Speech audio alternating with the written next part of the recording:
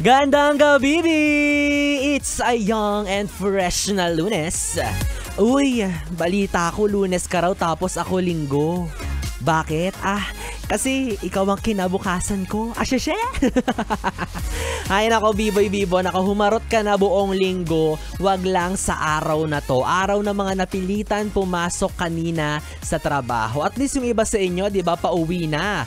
Or yung iba naman, nasa bahay na. Ako nga, ngayon pa lang ako magsisimulang tsumika, di ba? Pero okay lang. Kasi willing naman akong lagi kang samahan. Grabe din naman kasi yung klase ng epekto ng araw ng linggo, 'di ba? Parang atensyon na ibinibigay sa iyo ng jowa mo. Laging bitin. Ayan ang sinasabi ko sa iyo, ang sipag-sipag mong pumasok sa relasyon, pero ang tamad-tamad mong pumasok sa trabaho. Hoy, keep up tayo, malapit na sweldo.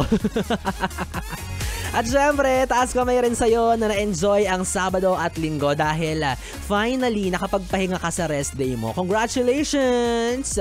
Wala kang gala, diba? Nakapagpahinga ka na, nakatipid ka pa. Pero ang totoo, hindi ka makagala kasi wala pang sweldo. Hay, eto na lang ang tandaan mo, Bibi, ha. Sa mundong punong-puno ng kagipitan, kapaguran, katamaran, yan, may isang sigurado. Nandito lang si Biboy Bibo, nandito lang ako para isatisfy ang cravings mong lambingan at kulitan. Kaya sa ngayon, mag-move on ka muna at mag-move on muna tayo mula sa ligaya at saya na idinulot sa atin nitong nakalipas na weekend. And speaking of move on, ikaw ba, Bibi, ay kasalukuyang nasa kondisyon ng pag-move on? Ay, nako, yung tipong sabi mo mag-move on ka na at congratulations! Kung noon mahal na mahal mo siya, ngayon mahal mo na lang. Diba? Tapos ang sabi mo, finally, naka-move on ka na. Pero bigla siya nag-message ng mahal pa rin kita. Anong sagot? Bibi, anong sagot? Ayusin mo. Ang sagot ay, me too.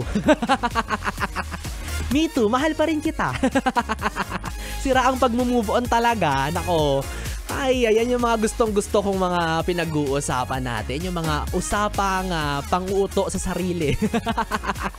Pangluloko sa sarili. Yung mga ganyan. Yung sabi mo, mag-move on ka na pero panay ang stock mo sa kanyang Facebook, Instagram at TikTok, lahat ng social media platforms.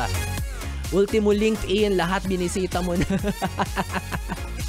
Ay nako, anyway Bibi, kung nakaka-relate ka, ilabas mo yan, huwag kang mahiya. I-share mo ang iyong kwentong mag-move on na ako, At isend mo yan sa aking Facebook Messenger, DJ Biboy Bibo. At mamaya sabay-sabay natin yung pakinggan at pag-usapan. Muli ako ang Bibi mo sa radyo, DJ Biboy Bibo. Pwede mong makatabi hanggang mamayang alas 12 ng hating gabi para sa ating Bibi Time.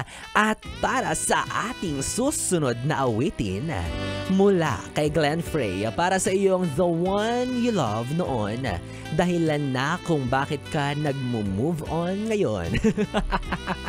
Dito ka lang sa stasyong huntahan nating mga young and fresh, ang 101.1, yes, the best.